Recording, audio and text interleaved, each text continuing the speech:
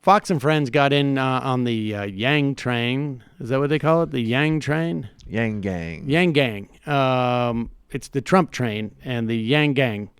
And here are one of the policies that Andrew Yang is promoting. Oddly enough, very Milton Friedman-esque, his policy of a universal basic income as a way of replacing the welfare state. Highly problematic from my perspective. It's been one of the big reasons why, when we had debates about universal basic income 3 or 4 years ago, we brought some people on to talk about it.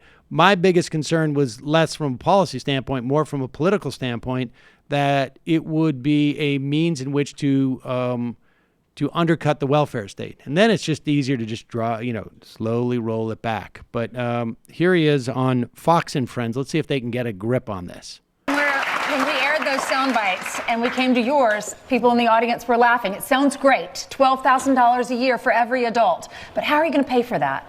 Yeah, so you have to look up who are going to be the biggest winners from artificial intelligence and self-driving cars and trucks and new technologies. It's going to be Amazon, Google, Facebook, Uber, which just filed its documents to go public. Right. And the American people are going to see very, very little of the gains from that innovation. We all saw that Amazon paid literally zero in federal taxes last year. Are we going to work there? Well, of course, some people are going to work there, but most of us are not going to work there. Yeah. And the truth is, if you're in Amazon, like you said, Steve, if you go to an Amazon fulfillment center, it's more robots than people. And if you talk to anyone on Amazon, that is very much the plan. So your book, The War on Normal People, talks about how people are being replaced by automation and changing technologies and things like that. But people are still going to need money, and so you're suggesting a universal basic income. But Andrew, there have been experiments in other parts of the United States and in other parts of the world where it just hasn't worked. Well, you don't even need to look across the globe. All you have to do is look at Alaska, which has had a petroleum dividend for almost 40 years, and it's wildly popular, has created thousands of jobs, because has improved children's health. And this was passed by a Republican governor. He said, look, who would you rather get the money? The government, who's just going to mess it up somehow, or you, the Alaskan people? And the Alaskan people said us, and now everyone's very, very thrilled about it. Explain how the dividend works. Pause it. Yeah, I so mean, the way that is a tip-off right there, right? Like, I got to knock government. Yeah. But when I was in Las Vegas, I spent a lot of time sort of arguing, not in a very polite, nice way, with a couple of guys who were Republican, trying to sort of, I think there's a couple of openings.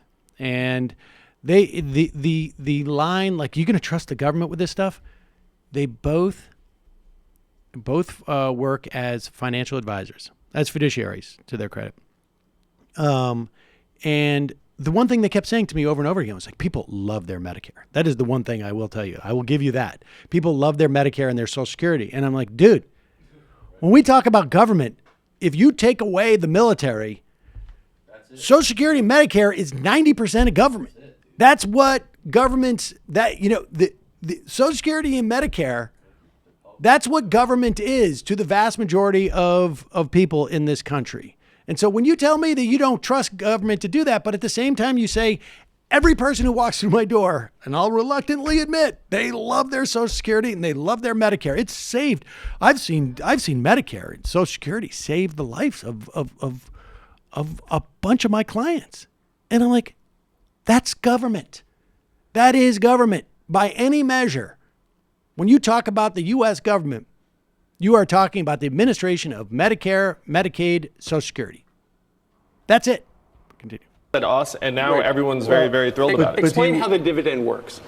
Yeah, so the way the petroleum dividend works is they put aside the oil money and they said, look, whatever profits come out from the pipeline, then it goes to the Alaskan people. So everyone in Alaska is getting between $1,000 and $2,000 a year, no questions asked. We need to do the same thing with technology and the new innovations in our economy. We can create a lot of wealth, but the question is right now, who's going to see that wealth? It is not going to be most Americans. It's going to be people who happen to be shareholders in these companies. Andrew, who gave you something in life? Who gave you something for free in life?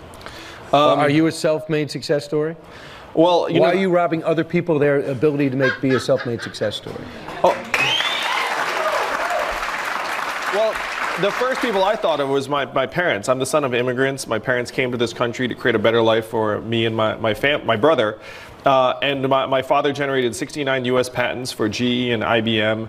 I love this country. I believe this country's been the exemplar of innovation and success over the last number of decades, but we have to face facts about the fact that our economy is evolving in ways that's pushing more and more Americans to the sidelines. And then telling those Americans that are going to push to the sidelines, like, hey, like, you can be a multimillionaire success story too, while Amazon's making 30% of the stores in their town close, does not seem to me to be an honest exchange. Your heart's in the right place. James.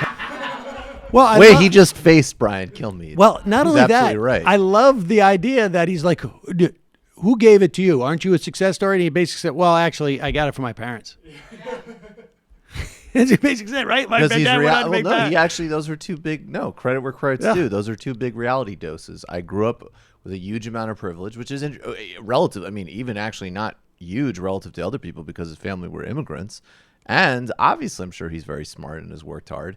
And then the second part of like, hey, that whole like subtext, like motivation, Horatio Alger scam you run on this channel every day, completely incompatible with the modern economy. Yeah. And I'm not going to lie to people about it either. That's awesome. I mean, I don't happen to like his prescription, and I have a lot of skepticism. But if he's on Fox debunking that, that's awesome. Credit where credit's due. That's great work. Yeah. The problem with the UBI as it's currently being batted around is not that it robs poor people of the chance to like do some kind of Horatio Alger narrative all by themselves in a magic world where people don't rely on other people. It's that it doesn't go far enough. And it's being used as an excuse by the right to shrink the welfare state. And it's not actually universal. Like you have to decide if you want, for instance, social or disability payments instead of. Well, that's the real. Which is that's why it sucks. And in addition to that, talking about bringing a VAT tax is hugely regressive. This whole, the idea of robbing people of their ability to become makers and not takers is eerily reminiscent of the apocryphal and misrelated story that Paul Ryan would tell about the boy who wanted anything. He didn't want a free lunch at school. He wanted a paper bag lunch. And that somehow it's a moral failing for you to not have money in this country. When we dropped in the Eddie Murphy bit that really solidified that. Oh, the ice cream? The kid's just torturing some kid who was too poor to get ice cream from the ice cream truck.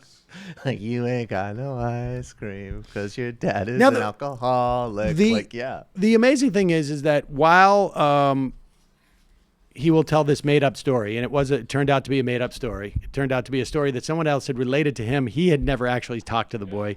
Somebody else had told the story, and it was a relating of a story. I think it was someone from Wisconsin. I have a feeling it could have been Scott Walker was talking about a bureaucrat in his administration who had talked to somebody, but that turned out to be a hypothetical story. So there was no actual story, which makes it much easier to express if you're a Republican, because then you can just make it up. Meanwhile.